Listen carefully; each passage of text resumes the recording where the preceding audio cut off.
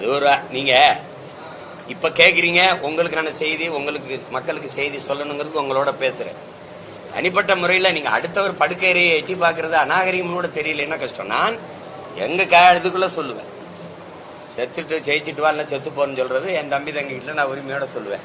நீங்க two or die செய், இல்லைன்னா செத்து மடி, அதை தத்துவம்னு பேசுறீங்க.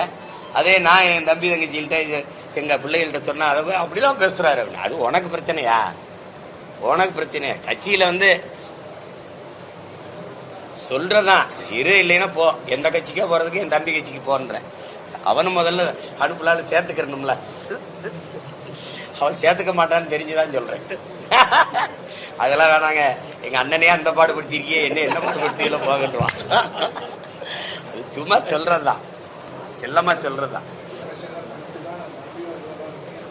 திரும்ப திரும்பி சொல்றீங்க. உலக நாடுகள், உலகில 20 நாடுகள் எதிர்த்து சண்டை பிடிச்ச போது எந்த நாட்டு படையின் துணையும் இல்லாம தன் நாட்டு மக்களை தனி படையா கட்டி சண்டை போட்ட தலைவனின் பிள்ளை நான்.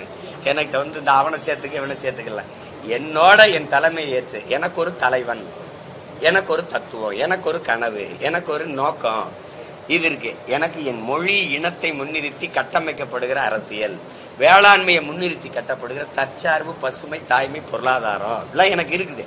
இந்த கோட்பாடுகள் நல்லா இருக்குன்னு நினைச்சு என்னோட எங்களோட யாராவது நிக்க வந்தால், அதுவும் இந்திய திராவிட கட்சிகளை தவிர்த்து யாராவது வந்தா யோசிக்கலாம். இப்ப வருவாங்களா?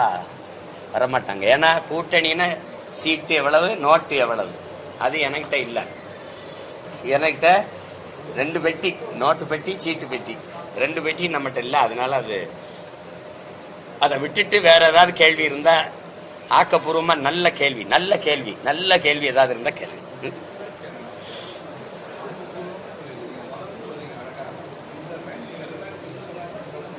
அதுக்குத்தான் யாரோடும் சேராம போட்டி போடுறேன்.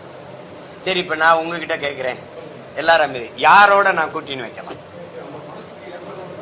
ஏற்கலையே மனசுக்கு ஏற்கலையே, அதான பிரச்சனை. என்ன தாயே? இல்ல இங்க பாருங்க, உங்ககிட்ட ஒரு கேள்வி ஐயாட்ட. இவ்வளவு எல்லாரும் ஆர்வமா அவர் கேட்கிறாங்க, கவனிங்க. மதுவை ஒழிக்கணும்னு நினைக்கிறேன். நாங்க நினைக்கிறோம் எந்த கட்சியோட சேர்ந்து ஒழிக்கலாம்? ஏன்னா இதுவும் மத அளவுச்சிருக்கு, அதுவும் மத அளவுச்சிருக்கு. ஊழல் லஞ்சத்தை ஒழிக்கணும்னு நினைக்கிறோம், எந்த கட்சியோட சேர்ந்து ஒழிக்கலாம்? எந்த ஊழல் லஞ்சம் இல்லாத நேர்மையான நிர்வாகத்தை எந்த கூட்டணியில் சேர்ந்து கொடுக்கலாம்? என் ஆறு, என் ஏரி, என் மலை, என் மணல், காடு இதெல்லாம் காப்பாத்தன்னு நினைக்கிறான். அள்ளி திங்கிற ஆளுகளே அதிகாரத்தில் இருந்த ஆளுகளாத்தான் இருக்கு. எந்த ஆளுகளோட போய் சேர்ந்து நிக்கலாம்?